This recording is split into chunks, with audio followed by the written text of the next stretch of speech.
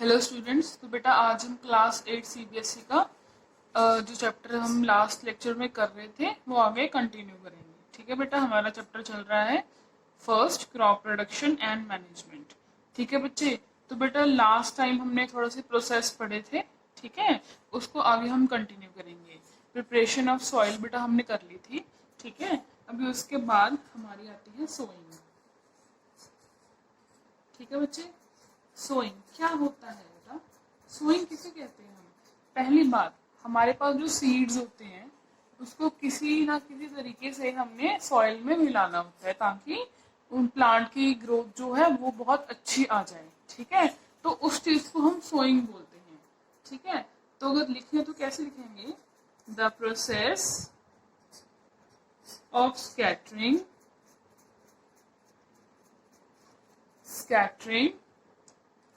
और putting seeds into the ground is called sowing।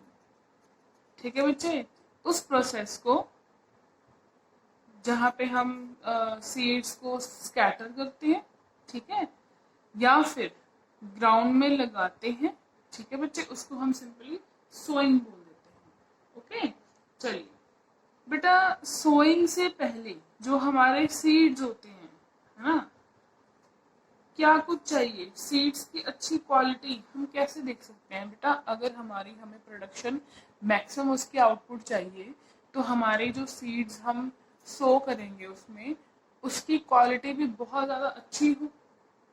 ठीक है, so first of all good quality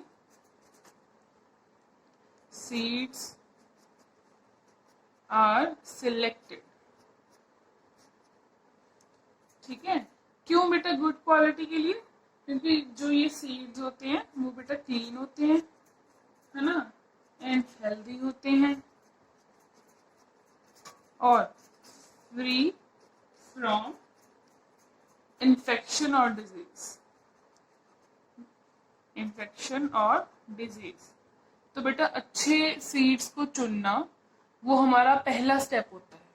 ठीक है, अच्छा बेटा, और हमें जैसे हमने बहुत सारे सीड्स खरीद लिए, पैकेट खरीद लिया, तो हमें कैसे पता चलेगा कि वो जो हमारे सीड्स हैं वो अच्छे हैं कि मतलब लाइक उनमें कोई इन्फेक्शन है उनमें? ठीक है, तो एक छोटा सा काम है, वो आप जैसे उसको पानी में अगर भिगोगे तो जो बेटा सीड्स हमारे नीचे बैठ जाएंगे वो तो होंगे हमारे खराब, जो ऊपर फ्लोट करेंगे वो हमारे सीड्स होंगे अच्छे। ठीक है बेटा, चलिए नेक्स्ट है बेटा इसके टाइप्स। किस चीज के टाइप्स? सोइंग के टाइप्स, है ना, कि हम बीज को, हमारे सीड को सॉइल में कैसे कैसे लगा सकते हैं। बेटा टू टाइप्स हैं इसकी, दो तरीके से हम अपने सीड्स को सॉइल में लगा सकते हैं। पहली है बेटा बाय हैंड। ठीक है, अपने हाथों से हम सीड्स को सॉइल में लगाएं। आपने जनरली देखा होगा बेटा, जब कई बार हमारे फील्ड्स में, है ना, कुछ वर्कर्स होते हैं जो सीड्स को कैसे लगाते हैं? हाथ से लगाते हैं, हाथ से बीजते हैं। जैसे हमारी राइस की हमारी जो फसल होती है ना बेटा, तो वो हमारा सिंपली सोइंग बाय हैंड है। और बेटा नेक्स्ट है बाय सीड ड्रिलर। ये बेटा एक तरीके की मशीन होती है। ठीक है, इसमें क्या होता है, जैसे हमारा ट्रैक्टर है सिंपली आपको पता है, तो उसके पीछे ड्रिल लगी होती है जो क्या करेगा, ठीक है, इक्वल पार्ट में सॉइल में क्या करेगा? रोज बनाएगा।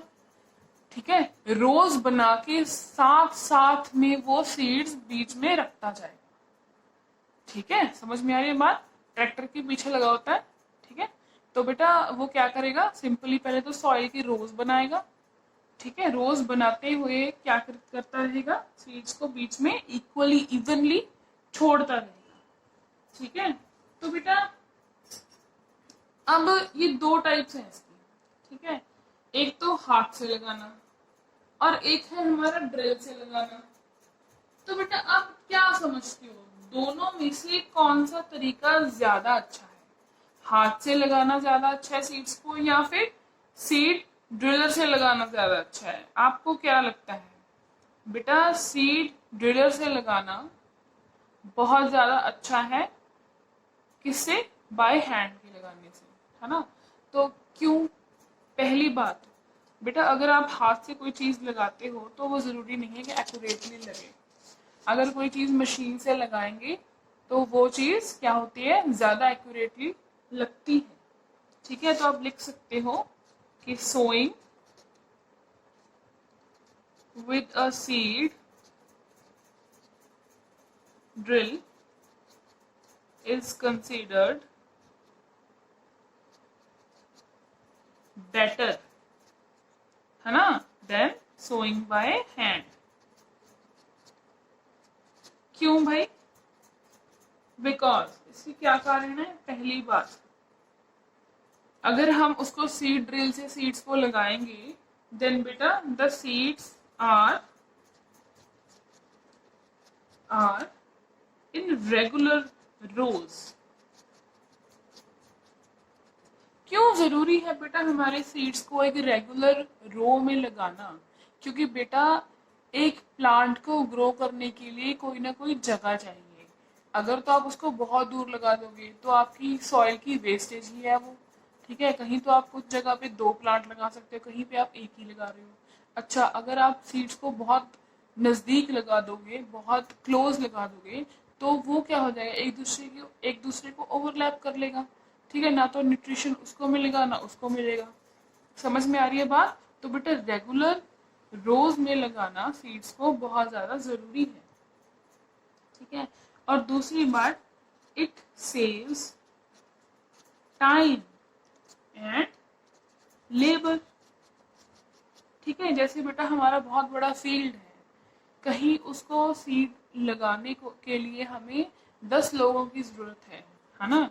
और कहीं अगर हम सीड ड्रिलर की बात करें तो एक ही बंदा उस ट्रैक्टर को चलाकर, है ना, पूरी जगह पर सीड्स आराम से लगा सकता है और कम टाइम में लगा सकता है। तो टाइम भी सेव हो गया, हमारी लेबर भी सेव हो गई।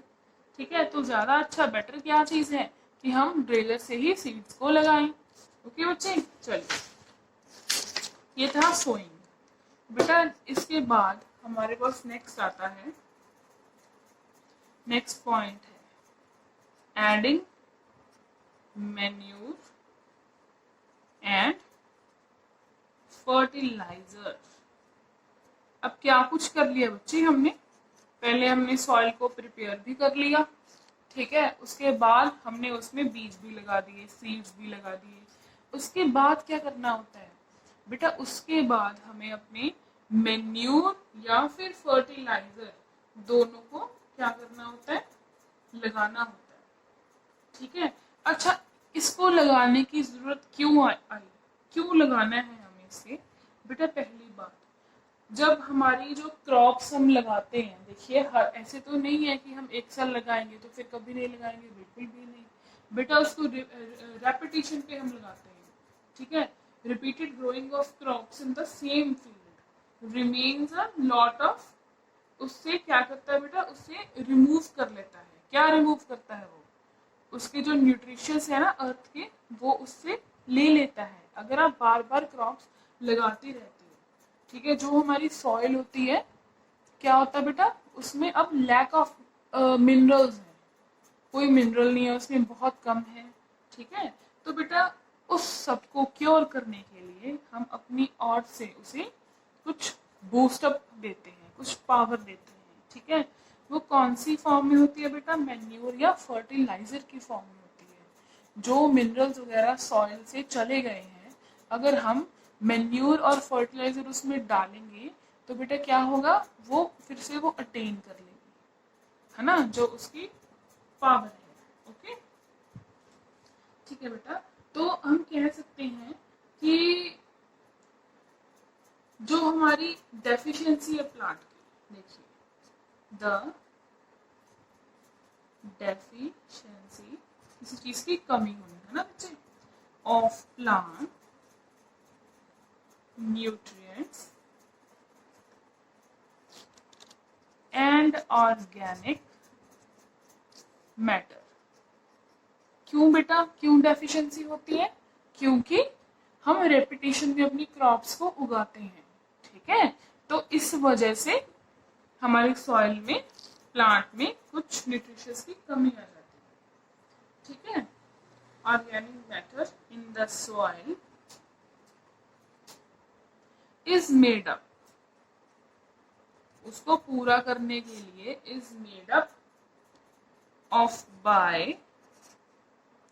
एडिंग manure and fertilizers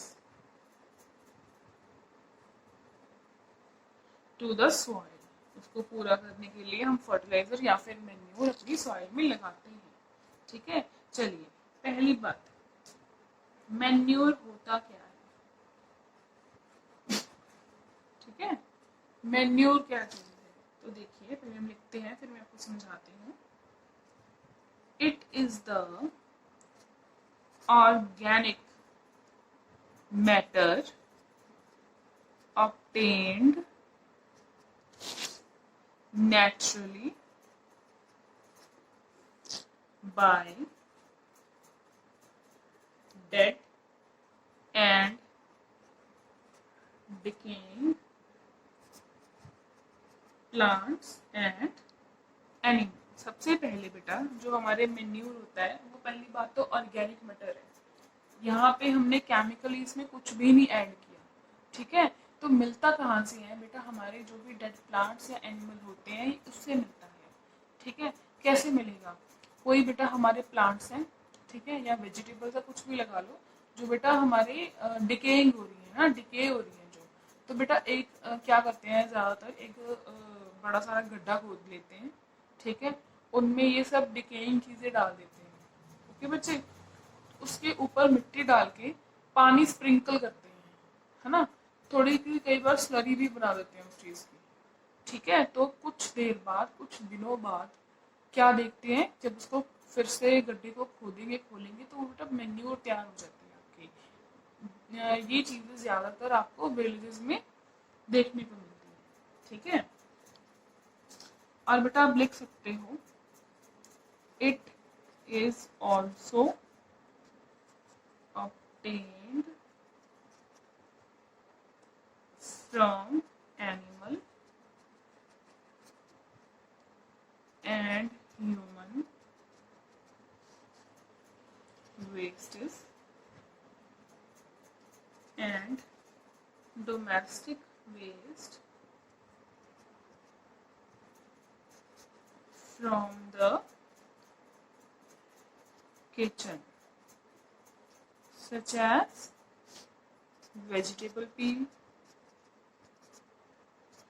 है ना बेटा। देखिए पहले हमने क्या पढ़ा कि ये ऑर्गेनिक मैटर है जो डेड और डिकेइंग प्लांट्स या एनिमल से हमें मिलता है।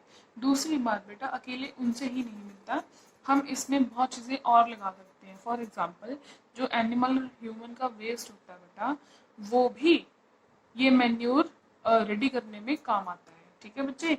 और उसके बाद जो डोमेस्टिक वेस्ट है, डोमेस्टिक वेस्ट कौन सा होता है, जो हमारे घर पे वेस्ट होता है, जैसे कि हम कोई हमारा फ्रूट है, ठीक है, वो डिके हो रहा है, हम उसको भी सिंपली क्या कर सकते हैं, अपने मैन्योर में बनाने में उसे लगा सकते हैं, ठीक है बेटा। और जो हमारे वेजिटेबल्स वगैरह घर में बनाते हैं, ठीक है, तो उसके जो बेटा उसके छिलके होते हैं, है ना, उसकी पील होती है, उसको निकालते हैं, वो तो हमारे किसी काम की नहीं होती, ठीक है, वो ज़्यादातर इस चीज़ में पड़ जाती है, मैन्योर में पड़ जाती है बेटा, ठीक है। तो ये एक तरह के ऑर्गेनिक मैटर है, बस ये चीज़ ज़्यादा ध्यान में रखने वाली है, कुछ केमिकल हमने अपनी तरफ से इसमें नहीं डाला है, ठीक है बच्चे। नेक्स्ट आता है फर्टिलाइजर, ठीक है। तो हम, क्योंकि बेटा हम मैन्योर एंड फर्टिलाइजर के बारे में पढ़ रहे हैं, दोनों में डिफरेंस भी करेंगे हम, इसमें डिफरेंस भी क्या होता है। फिर देखते हैं फर्टिलाइजर होती क्या चीज़ है। फर्टिलाइजर इज अ नेचुरल और chemically synthesized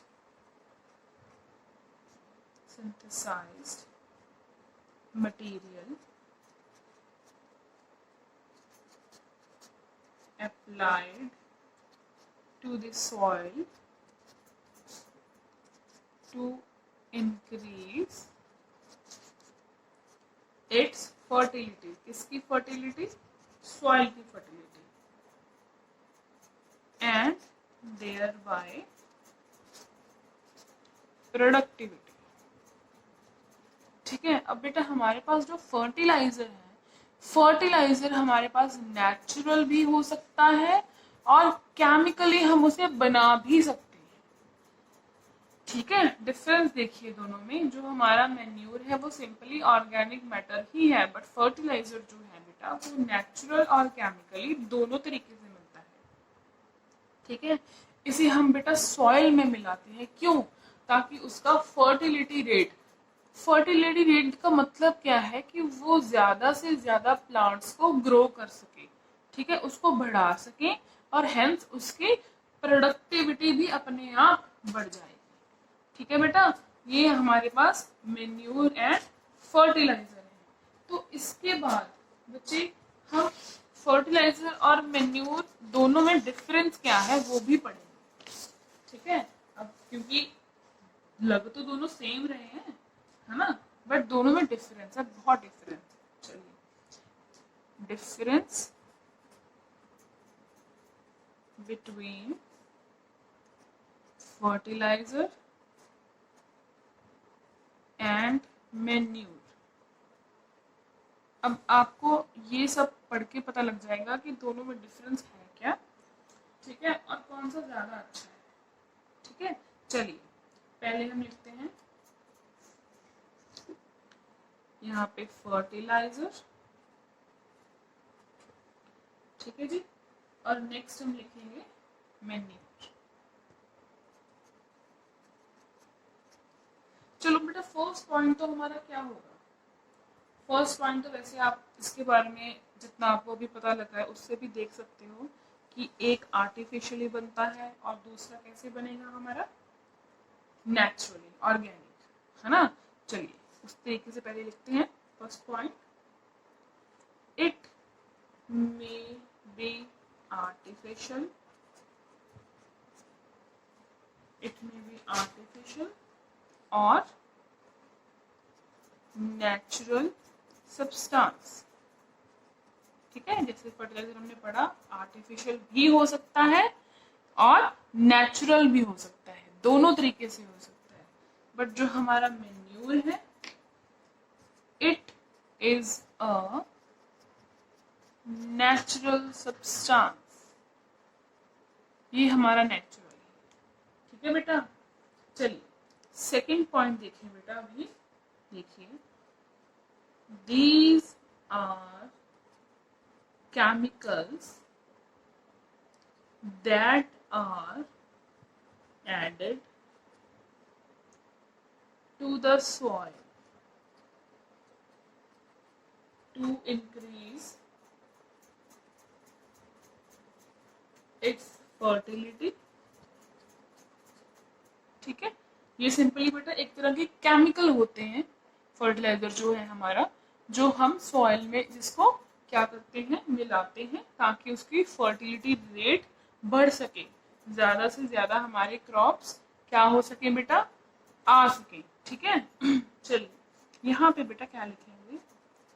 these are obtained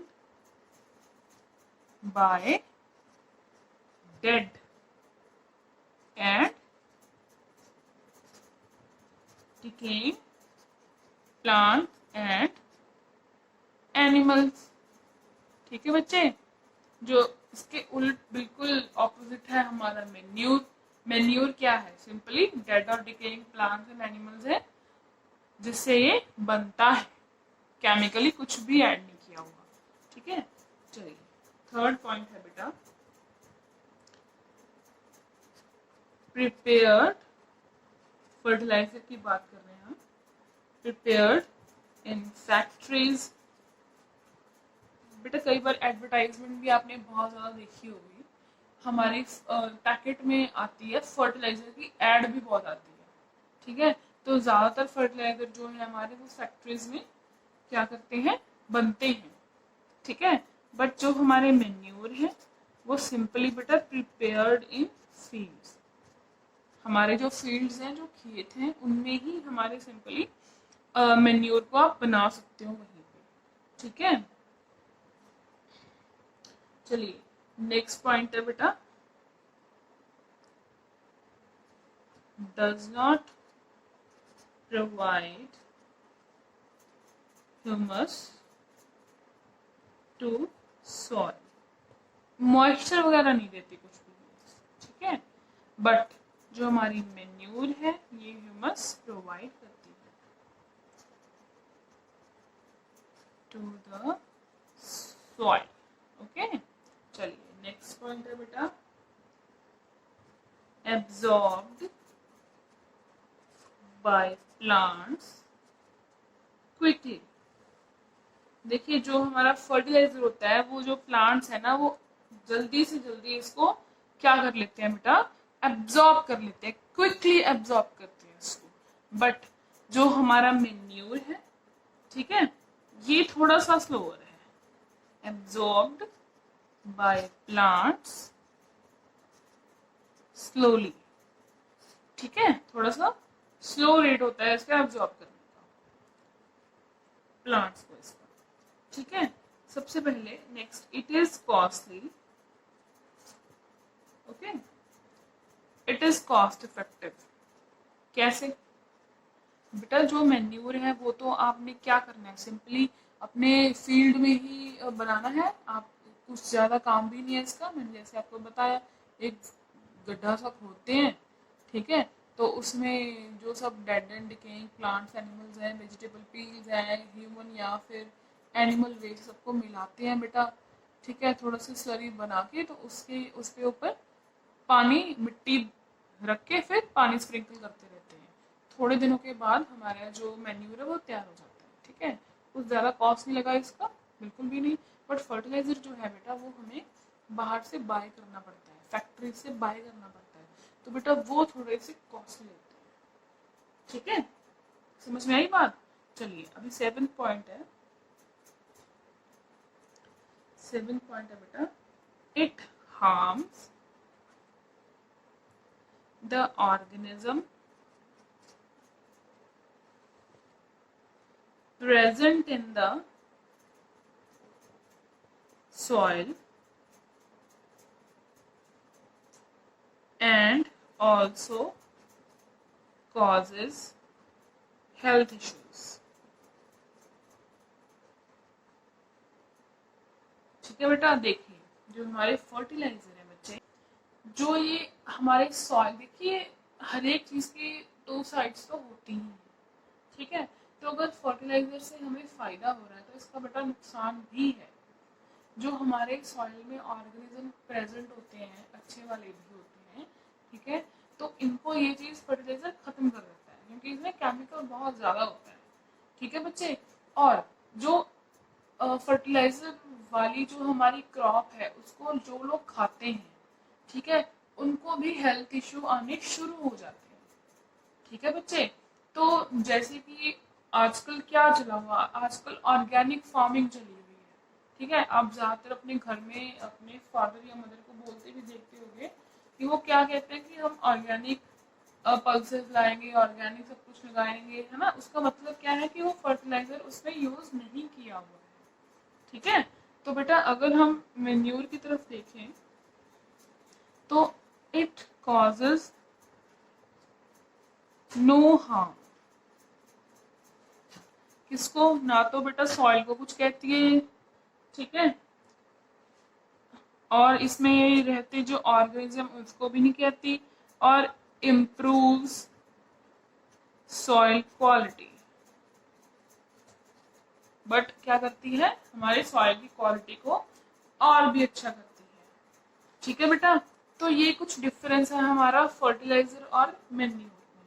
तो बेटा अभी ये बात देखो कि दोनों में अच्छा कौन सा है, फर्टिलाइजर ज्यादा अच्छा है कि मैन्यूर ज्यादा अच्छा है, आप क्या सोचते हो इस चीज को। देखिए बेटा फर्टिलाइजर से हमें हेल्थ इश्यूज हो सकते हैं, ठीक है, और कॉस्टली भी है। देखिए विच वन इज बेटर? दोनों में कौन सा अच्छा है? मैन्यूर इज बेटर बेटा, मैन्यूर हमारा ज्यादा अच्छा है। क्यों? क्यों ज्यादा अच्छा है बेटा? पहली बात तो इट इज डिराइव्ड नेचुरली, कोई किसी तरीके के इसके क्या कह सकते हो आप, कोई भी केमिकल इसमें नहीं होते, ठीक है। तो ये नेचुरली हमने अपनी खुद बनाई है, ठीक है। तो ये ज्यादा अच्छी है किससे? फर्टिलाइजर से, ठीक है। चलिए नेक्स्ट बेटा, एड्स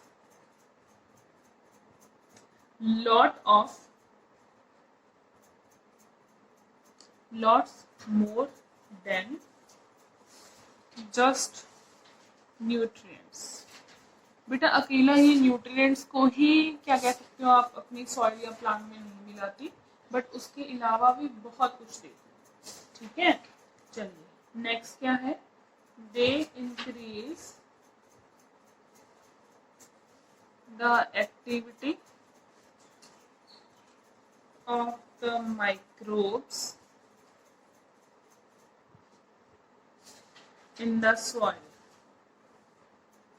जो बेटा सॉइल में हमारे माइक्रोब्स प्रेजेंट होते हैं, ठीक है, जो कि सॉइल के लिए बहुत अच्छे होते हैं, उसकी एक्टिविटी को भी ये बढ़ा देते हैं, ठीक है। बट इससे ऑपोजिट फर्टिलाइजर क्या करते हैं बेटा? क्या करते हैं fertiliser? Whereas fertilizers harm these microbes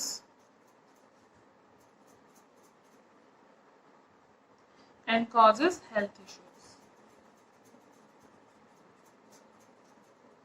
ठीक है बच्चे, तो लॉन्ग रन में अगर हम देखें कि कौन सा बेटर है, मैन्यूर बेटर है या फिर आप कह सकते हैं फर्टिलाइजर बेटर है, मैन्यूर बहुत ज्यादा अच्छा है, क्योंकि बेटा पहली बात तो ये नेचुरली मिलता है, इसमें कोई केमिकल नहीं मिलता।